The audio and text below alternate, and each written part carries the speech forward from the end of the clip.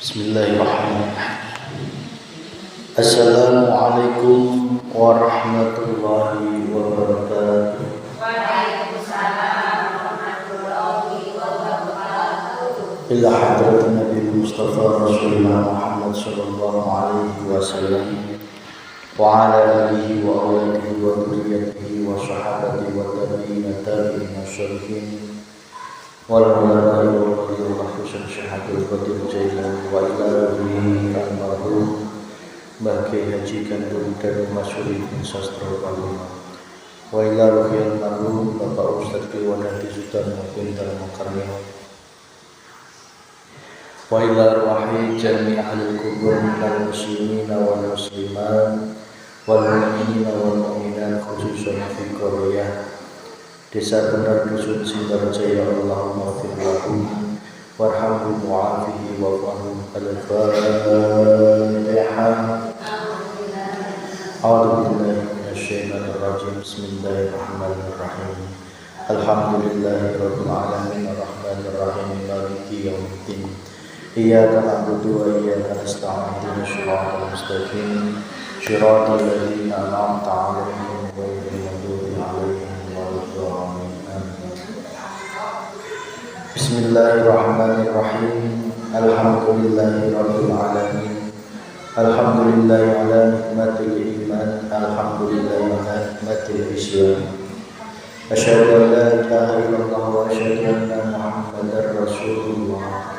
Allahumma shalli ala sayyidina Muhammad wa ala ali sayyidina Muhammad sallallahu alaihi wasallam. Yang dimuliakan Allah, ibu-ibu jamaah pengajian dinten Jumat sore. Ya alhamdulillah dina sonten iya ulang sadayana tiasa ngapunten digerakkan ku Allah Subhanahu wa taala dalam rangka kita semuanya masih mendekatkan diri kepada Allah Subhanahu wa taala. Semoga senantiasa kita mengulang sadayana dari Allah Subhanahu wa taala. Shalawat serta salam semoga tercurahkan ke junjungan Nabi Agung Muhammad sallallahu alaihi wasallam, ke keluarganya, para sahabatnya, para tabi'in syalihin, lumayan ke ulang sadayana. Semoga ulang sadayana menang syafaat di dunia wal akhirah. Amin ya rabbal alamin. Di dalam setiap diri manusia itu terdiri dari berbagai lapis. Yang pertama adalah lapis jasmaniyah. Yang kedua adalah lapisan rohaniyah. Ada dua lapisan setiap manusia yang mana dua-duanya ini semuanya berasal dari Allah Subhanahu wa taala.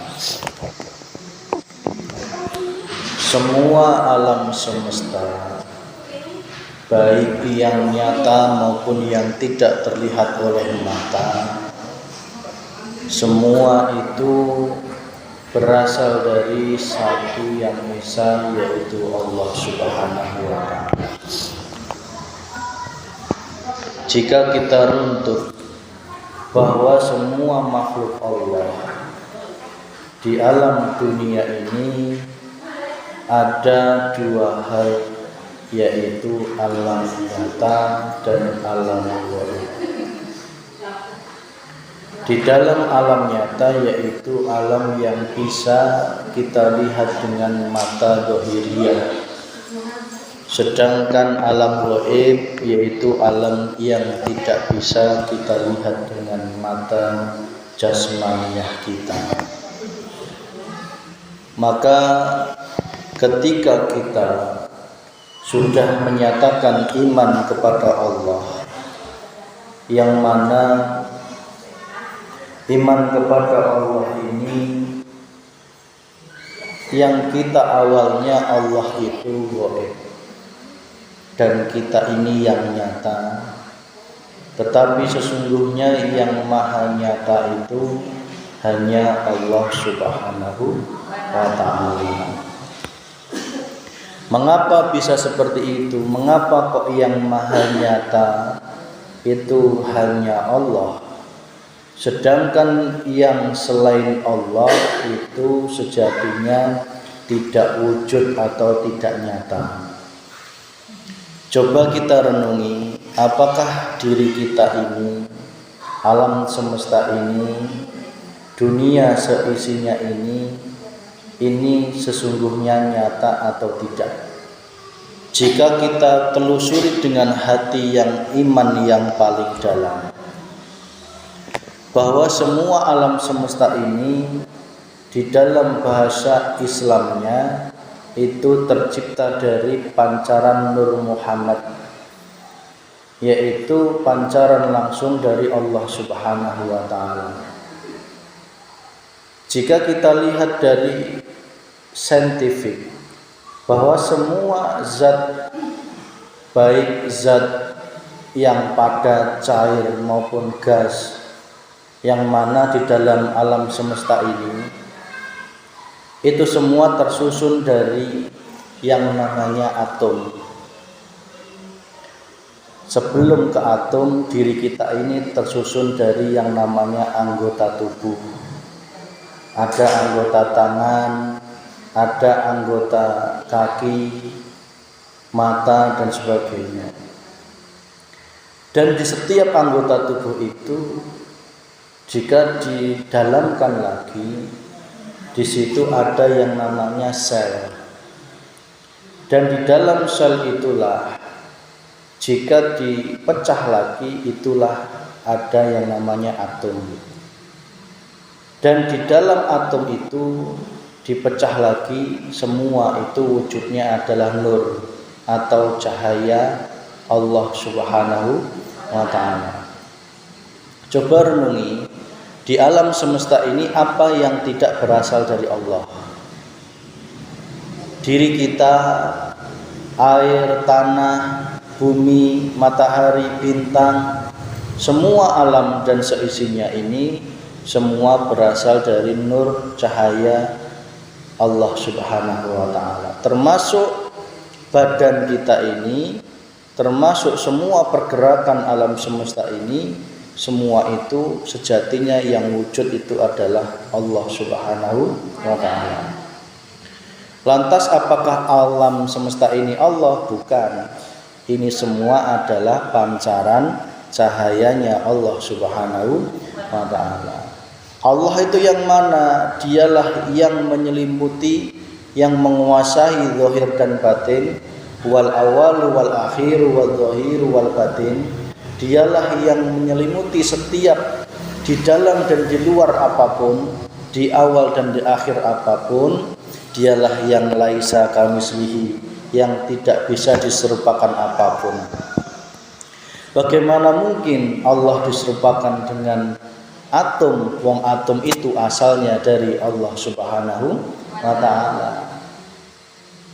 Berarti jika kita ingin mengenal siapa Tuhan kita, maka di situ kita bisa menggunakan yang namanya cahaya hati. Ingat, di dalam tubuh kita, di dalam jasmaniah kita ini ada ruh. Di dalam roh kita ini ada yang namanya jagatnya hati. Bukan hati liver di jasmaniah ini, bukan. Tetapi di dalam rohaniyah kita ini ada sebuah alam, yaitu hati, yang mana di dalam hati manusia itu ada yang namanya iman. Di setiap manusia itu ditanamkan iman. Hanya saja ada yang imannya tertutup, ada yang imannya terbuka kepada Allah Subhanahu wa ta'ala. Di dalam iman itulah ada cahaya, yang mana cahaya itu akan menerangi jagatnya hati kita yang selalu gelap gulita. Maka di dalam zikir tingkat 3, zikir sirul asrar, zikir rasa, itu kita akan mengalami melalui 3 pintu. Pintu yang pertama adalah su'aul basirah, yang kedua ainul basirah, yang ketiga wahakul basirah. Bagaimana cara kita untuk mempraktekkan zikir rasa yang sering kita sampaikan? Yang pertama yaitu gunakan yang namanya rasa. Karena pintu gerbang pertama untuk menggunakan zikir ini adalah rasa yang di dalam hati kita. Dan rasa itulah yang dinamakan iman. Su'aul basirah itu adalah suatu proses merasakan. Rasakan di setiap nafas kita terlebih dahulu. Di situ ada keluar masuknya nafas.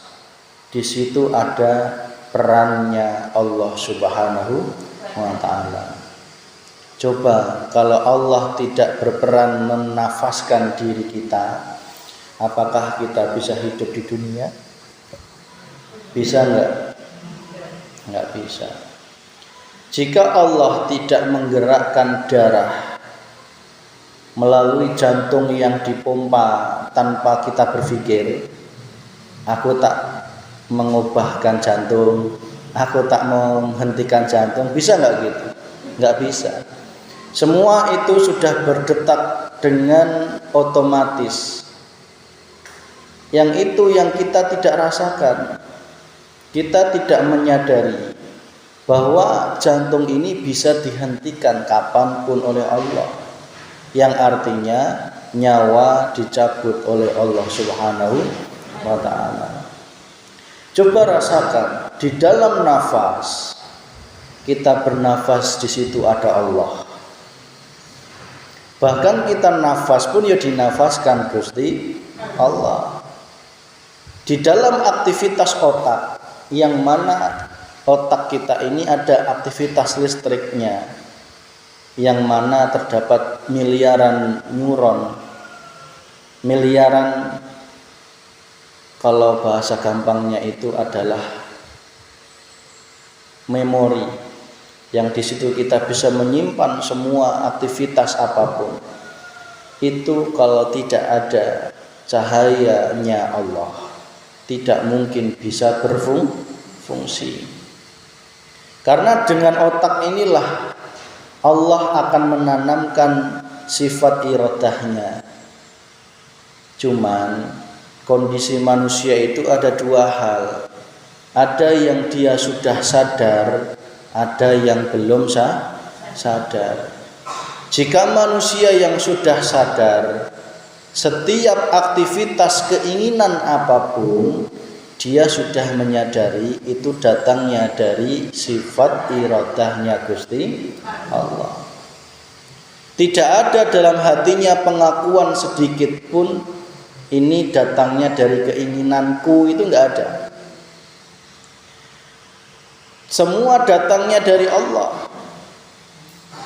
Kita mau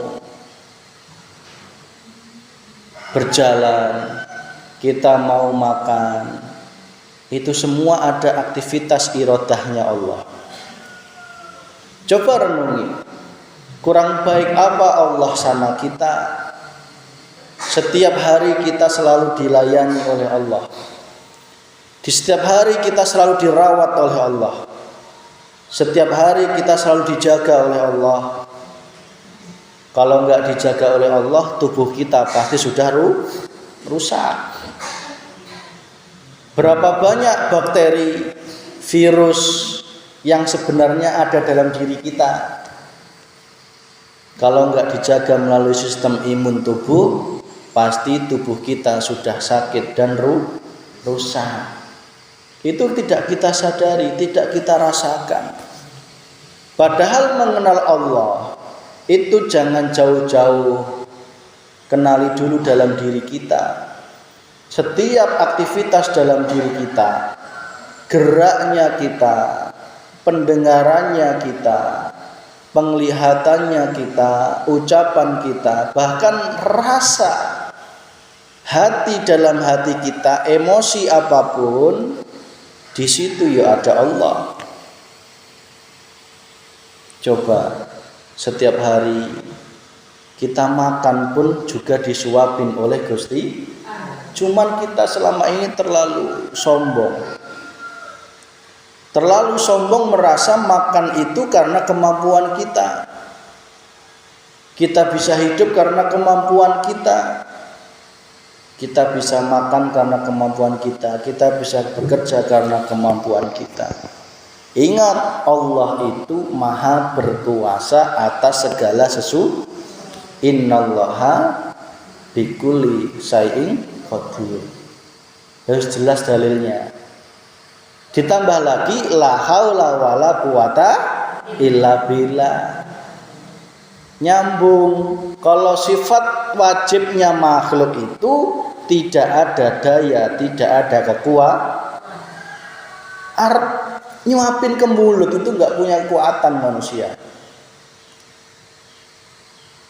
Coba renungi. Mau ngomong aja, gerakan mulut itu manusia itu sejatinya nggak punya kekuatan. Semua itu karena dipancarkan cahaya-cahaya af'alnya Gusti Allah. Coba dalam diri kita aja. Jika kita mau mempelajari, berpikir, kita sepantasnya selalu bersyukur dan tidak ada alasan untuk tidak bersyukur.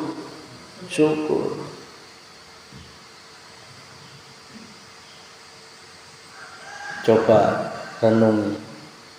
Tolong, gerbang pertama zikir rasa itu adalah su'aul basi. Apa artinya su'aul basirah? Merasakan. Coba gunakan rasa di dalam hati kita ini untuk merasakan di situ, di setiap apapun, di setiap kejadian apapun, di situ ada perannya Allah. Itu dulu titik. Jangan sampai hati kita menuduh dan melihat ada campur tangan makhluk. Padahal kita sudah iman makhluk itu la haula wala quwata illa billah, di Al-Quran jelas. Dan Allah menyatakan, aku Allah itu berkuasa atas segala sesuatu. Dan kalau segala sesuatu itu ya apapun, tanpa pengecualian. Lah kalau Allah kuasanya itu hanya, mohon maaf, kuasanya Allah itu hanya mencabut nyawa, kuasanya Allah itu hanya memberi makan, ya. Tapi Allah nggak berkuasa dalam menggerakkanmu, ya berarti Allah itu tidak berkuasa atas segala sesuatu. Coba renungi ini. Jika kita masih menyadari dan merasa geraknya angin itu karena angin bisa gerak sendiri, dan geraknya bumi, berputarnya bumi itu karena bumi bisa gerak sendiri, dan turunnya hujan itu karena hujan bisa turun sendiri, dan terangnya hujan itu karena bisa terang sendiri. Kalau gitu berarti Allah tidak maha berkuasa. Berarti kalau gitu tidak sesuai dengan akidah yang seharusnya. Akidah yang harus ditanamkan dalam umat Islam adalah hatinya selalu merasakan di dalam apapun. Ingat, apa yang engkau dengar, apa yang engkau rasa, apa yang engkau lihat, apa yang engkau ucapkan, apa yang engkau gerakkan, dan apapun yang terjadi di alam semesta ini tidak lain semua datangnya dari Allah Subhanahu wa ta'ala. Nih, dari sini dulu sudah masuk belum di dalam hati? Sudahkah engkau bisa menerima iman ini dulu? Mas, lantas bagaimana usaha kita itu? Manusia hanya bisa berusaha, dan hasilnya kita serahkan pada Gusti. Syariat gitu ya. Pandangan ilmu syariat selalu mengajarkan kita yang penting kita berusaha. Kalau kita sudah berusaha, hasilnya serahkan pada Gusti. Lah kalau gitu berarti Allah tidak berkuasa mengatur diri kita. Berarti kuasanya Allah hanya di hasil. Coba renungi ini. Katanya Allah itu maha berkuasa sesuatu. Tetapi mengapa kok kita merasa bisa berusaha? Coba renungi. Memang kita diwajibkan berusaha, tetapi sadari di dalam usaha kita ini ya karena digerakkan Gusti Allah. Sertai itu rasa itu. Kalau Allah nggak menggerakkan mbak-mbaknya KKN di desa bener ya, apa bisa mbak-mbaknya ke sini? Nggak bisa. Kok kenapa bisa dibener itu? Itu semua sudah tertulis di Lauhil Mahfuz sana. Sebelum dunia seisinya ada, sebelum ruh ditiupkan, semua sudah ditetapkan Gusti. Kalau sudah ditetapkan berarti Allah maha mengatur segala sesuatu, termasuk KKN-nya jenengan desa bener ini ya sudah ditetapkan Gusti. Meskipun prosesnya seolah-olah sing netapkan dosen atau mungkin pilihan sendiri, seolah-olah itu semua hanya seolah-olah. Coba renungi.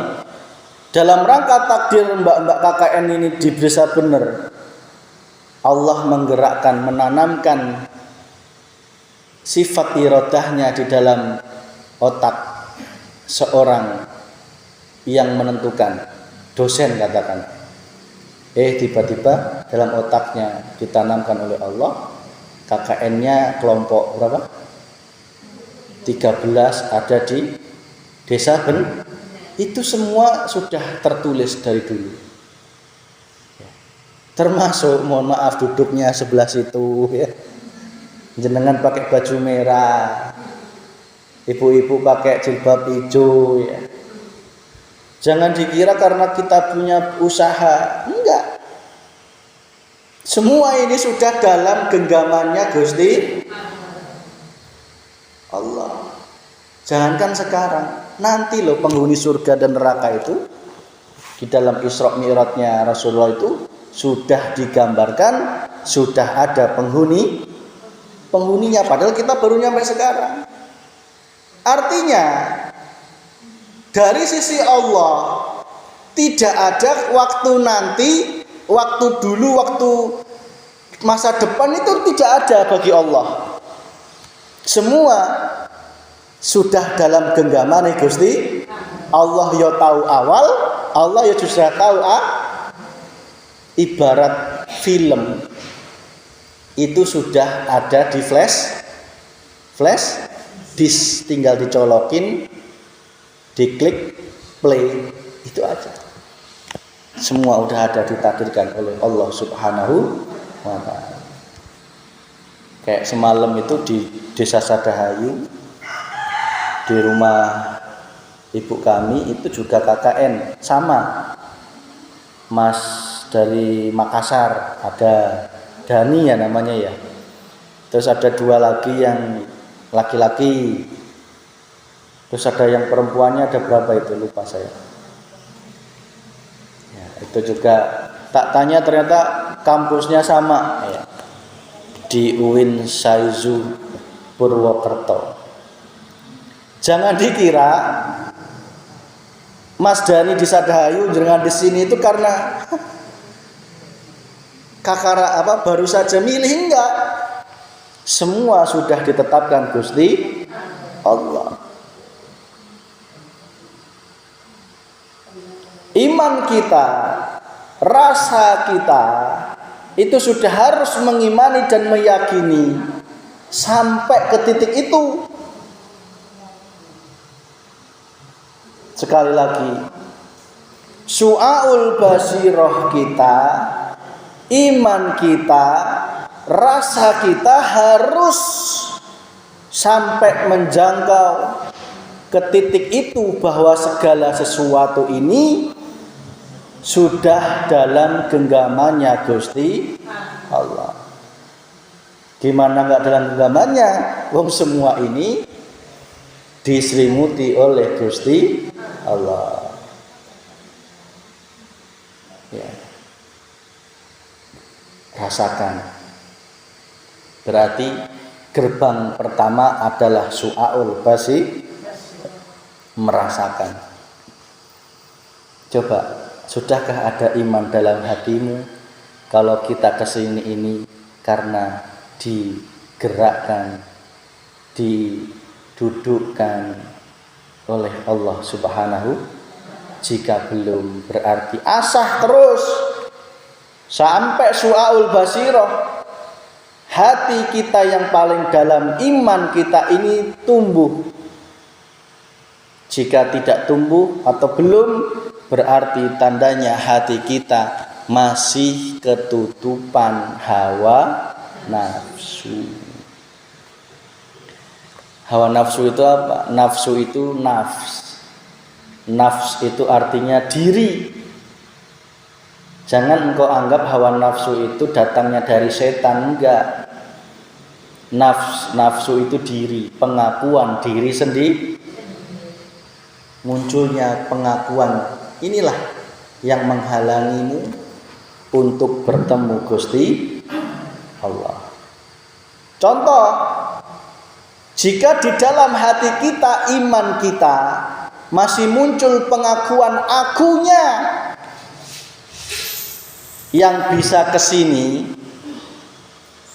tidak engkau sertakan rasa Allahnya yang menggerakkanku, berarti diri kita masih ketutupan, terhijab oleh diri kita sendiri. Sebenarnya proses makrifat itu melenyapkan diri, melenyapkan nafsu, menyerahkan kepada Allah, sehingga muncul kesadarannya Gusti. Itu aja. Tapi prosesnya, prakteknya sungguh luar biasa. Ya, sulit ya Bu ya? Sulit. Ngomong kok enak Mas Vicky, tapi nek ra diomong kayak gimana mau ngerti. Bener. Ayo. Yakinlah. Meskipun su'aul basirah ini sulit, tetapi jangan pernah engkau berputus asa akan rahmatnya Allah. Karena ingat janjinya Allah, mangkana yarju liqa Allah. Barang siapa yang ingin bertemu Allah, fa inna ajalallah la'at, dan sesungguhnya janji Allah pasti akan datang. Meskipun wangel, sekarang masih ngerasa akunya yang bisa kesini, akunya yang bisa sholat, akunya yang bisa gerak, akunya yang bisa nafas, akunya yang paling pintar, akunya yang punya ilmu, akunya yang punya harta. Tapi yakinlah, jika engkau sudah berjalan dan sudah masuk ke dalam bahtera dinul haq ini, yakinlah pasti akan disampaikan oleh Gusti Allah. Coba praktekkan terus. Su'aul basirah, merasakan, menyatakan, menyadari, menetapkan bahwa semua ini datangnya, asalnya, yang menggerakkan, yang berperan, semua itu tidak lain hanya tunggal, yaitu Allah Subhanahu. Allah yang mana? Ya ini. Apa kurang jelas? Kalau ditanya Allah yang mana? Yang di atas sana. Kejauhan, Bos. Kalau Allah di langit 7 sana, nanti kita nggak kedengeran. Padahal Allah mengatakan aku tidak di langit 7, aku lebih dekat dari urat leher. Aku di zahir dan di batin. Aku di awal dan di akhir. Mana? Ya ini. Bukan ini udara, enggak. Ini adalah hidup, kekosongan yang menyelimuti di dalam diri kita, di dalam ruhaniyah kita, di luar alam semesta ini sampai enggak ada batasnya. Wes, kecanda. Jadi jika engkau ingin berdoa, bermunajat, Allah itu tidak berperantara.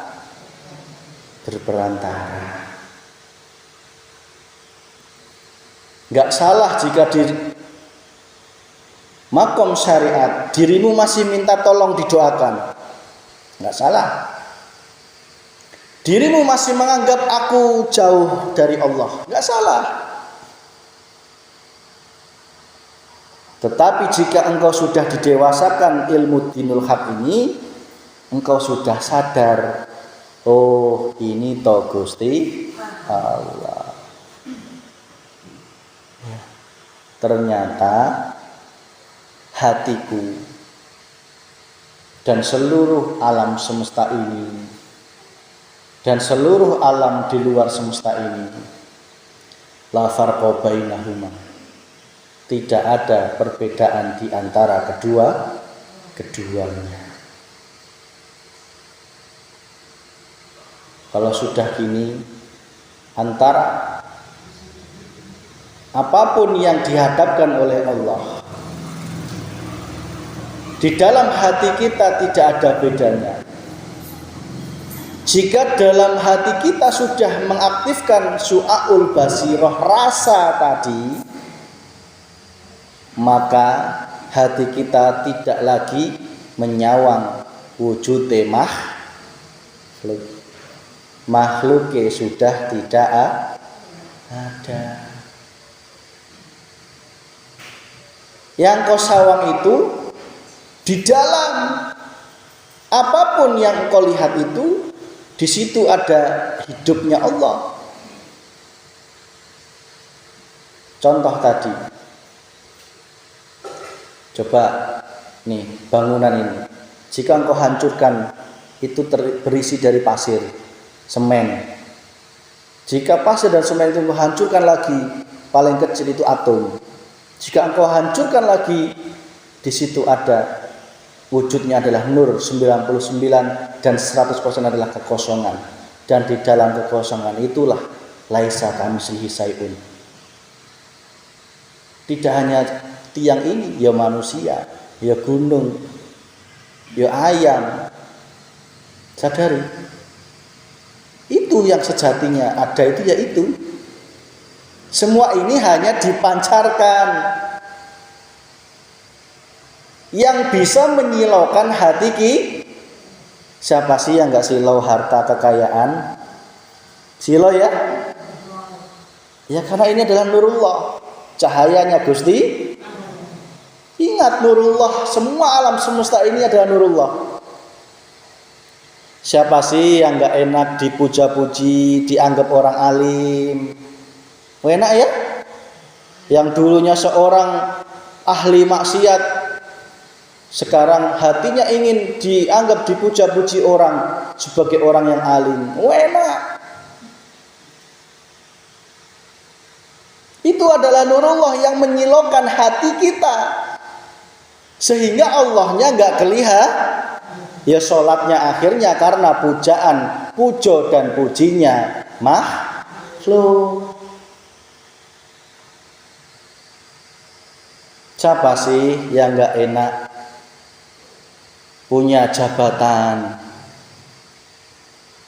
Enak bu, bisa merintah sesuka hati. Jangankan presiden, jangan lurah, punya jabatan kepala keluarga aja lah, sudah menjadikan diri kita lalai terhadap Gusti. Jika dalam rumah tangga hati kita tidak sama-sama nyawang su'aul basiroh, menyatakan, melihat, merasakan semua itu hidup yang menguasa.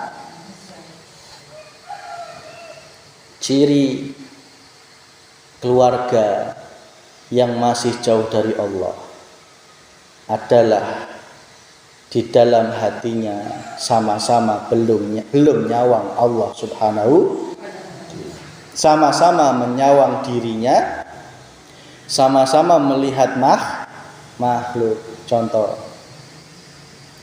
kalau enggak aku, enggak mungkin dirimu bisa hidup.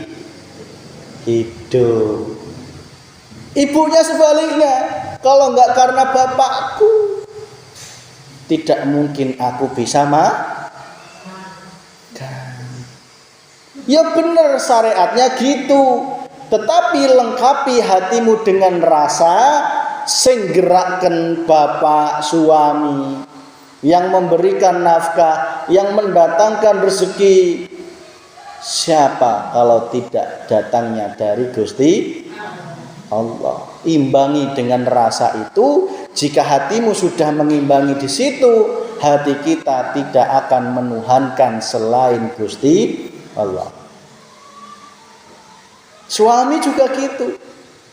Kalau dalam hatinya sudah merasakan semua yang berperan Allah, tidak ada dalam hatinya aku menang sendiri, itu enggak ada. Pendapatku paling benar, enggak ada. Yang ada adalah kasih ma kumaha lamun kieu. Ma capek ya, yang geus tak nyieun kopi sorangan. Ma besok kondangan can aya duit di. Yang geus engke lamun geus wayahna aya ya pasti aya nak we pasrah total Gusti Allah. Enak Mas Vicky bilang gitu. Gajian sudah dijamin Gusti Allah. Tanggal 1 kelunting. Kelunting pun juga sudah ada porsinya masing-masing. Wong yang dulu itu loh. Ingat dulu yang pernah pada pengajian mumpuni? Mumpuni sudah datang di rumah. Uang belum saya pegang. Wallahi 5 juta loh, 4 juta itu. Wallahi saya nggak punya, tapi saya sudah bilang sama jamaah sanggup itu. Fakta. Tapi saya yakin, hati saya rasa Allah itu maha berkuasa sesuatu. Biarkan Allah yang mendatangkan, ya Allah yang menyelesaikan. Tiba-tiba saya suruh ngambil HP. Suruh nge-WH, minjem teman. Loh, minjem itu juga rezeki. Sing nggak boleh itu kalau minjem nggak niat bayar. Ketika minjem teman baru 1 orang, langsung dijawab ada. Subhanallah. Kalau imanku tidak kepada Allah, pasti aku menuduh yang memberikan solusi itu adalah makhluk. Kalau hatiku hanya berhenti di situ, aku sudah tergolong menduakan Gusti Allah. Tetapi hati kita harus mengimani, merasakan sing gerakkan di detik-detik terakhir. Itu siapa kalau enggak hidupnya Allah Subhanahu wa ta'ala.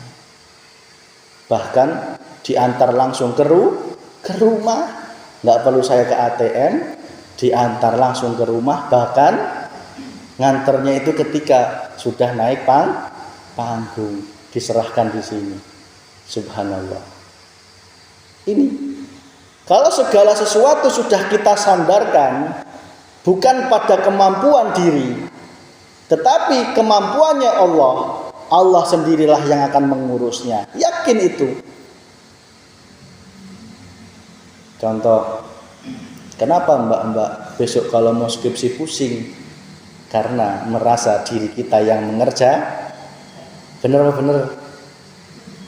Engkau seolah-olah tidak ada campur tangan Allah. Dipikir sendiri. Ya pusing sendiri, Bos. Tetapi jika engkau juga bermain rasa, tidak hanya otak, tetapi engkau gunakan su'aul basirah, rasa tadi engkau mainkan.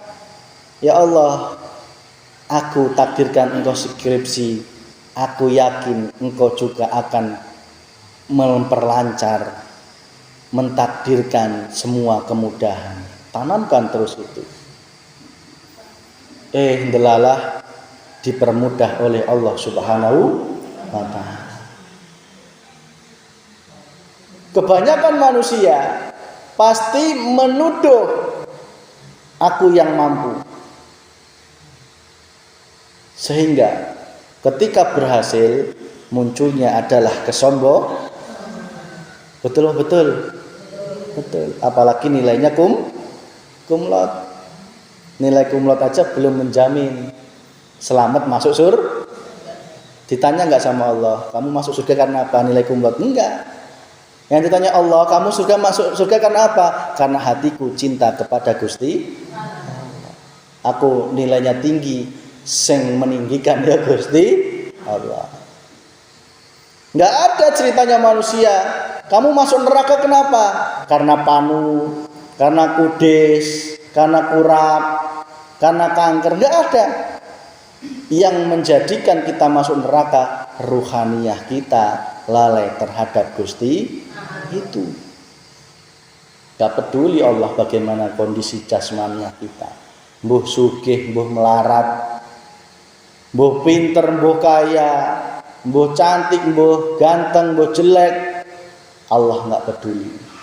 Yang Allah pedulikan adalah kondisi ruhaniyah kita ketika sakaratul maut. Maka latihlah dari sekarang. Dilatih. Ingat kemarin ada kejadian kecelakaan ya. Ada yang meninggal ya di Wanareja. Apa ngira? Enggak ngira kan? Enggak ngira. Enggak ngira. Semua ini butuh dipersiapkan, butuh dilatih ruhaniyah kita untuk selalu sadar Allah. Sehingga ketika kapanpun kita dijemput, ingat, kalau bagi kekasihnya Allah itu bukan dicabut, tetapi dijemput. Beda. Hatinya akan nikmat dan merasakan kenikmatan. Itu su'aul basirah, hati merasakan. Prakteknya gimana Mas? Ya tadi, dalam aktivitas sekecil apapun, hatimu kudu ngomong semua ini Gusti Allah. Bah, suami merengut, ya. Bah, apa? Enggak punya duit. Bah, taat, maksiat, nikmat maupun bala, semua yang kau sawang hanyalah Gusti Allah. Pintu yang kedua, ketika engkau sudah asah itu terus, pintu yang kedua adalah ainul basirah. Ciri ainul basirah adalah semakin nyatanya Allah, semakin lenyapnya keakuan di diri. Ya. Semakin lenyap keakuan diri, keakuannya makhluk itu semakin tidak ada. Semakin berganti dengan kesadarannya Allah. Ya. Termasuk di dalam saat ini aja, jika hatimu masih iman makhluk fikihnya yang ngomong, itu berarti hatimu su'aul basirahnya belum jalan. Kalau su'aul basirah bah fikih bah jenengan sama-sama nyawang Gusti Allah. Akhirnya ya Allah nyawang Gusti, bukan Allahnya banyak, enggak, semua tunggal. Semua tunggal dalam kekuasaannya Allah Subhanahu wa ta'ala. Itulah ainul basirah. Kalau sudah di situ, Antara engkau dan suami itu la farqa bainahuma. Tidak ada berbeda. Tidak mungkin engkau akan menyakiti. Betul-betul. Karena apa? Sing disawang ya Allah, sing nyawang ya Gusti Allah. Apa mungkin Allah menyakiti Allah? Tidak mungkin. Yang ada adalah Rahman Rahimnya Gusti Allah. Nggak mungkin mbak-mbak KKN dengan satunya akan berantem, nggak mungkin. Nggak mungkin akan ngambek, itu nggak mungkin. Cuman gara-gara rebutan sendal atau rebutan anduk atau rebutan kamar mandi, kamar mandinya satu untuk banyak. Kalau kita sudah kalah, kok keduluan temennya, ya nggak mungkin sewot, karena kita sadar sing gerakkan iku ya Gusti Allah. Siap praktek mbak? Siap praktek? Siap mempraktekkan?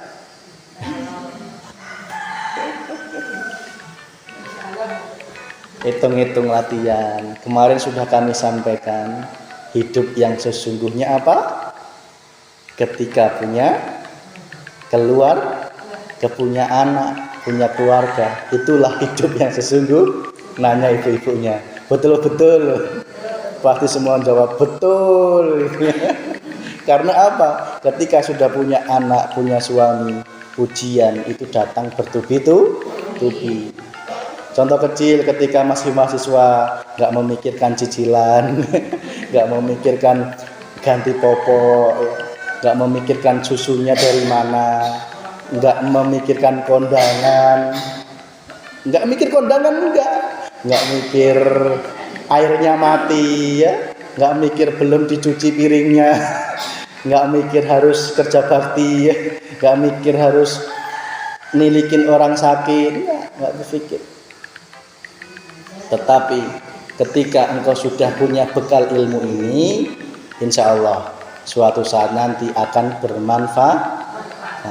Ingat, ketika hatimu dihadapkan oleh Allah kegelisahan, ketakutan, kesedihan, itu tandanya iman kita belum iman kepada Allah, masih iman kepada makhluk.